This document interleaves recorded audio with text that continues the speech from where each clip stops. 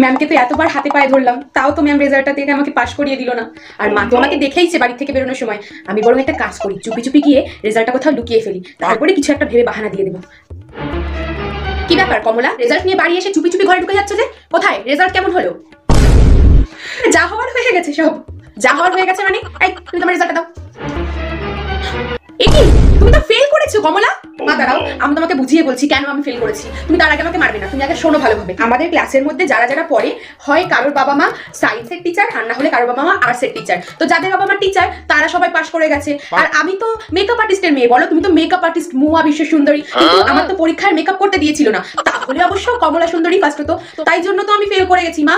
ও তাই, বুঝতে পেরেছো না? তাহলে আমি যাই। হ্যাঁ ঠিক আছে। এক মিনিট, লিজার বাবা মা তারাও তো কেউ টিচার নয়, তাহলে কি কমলা আমাকে বোকা বানিয়ে চলে গেল?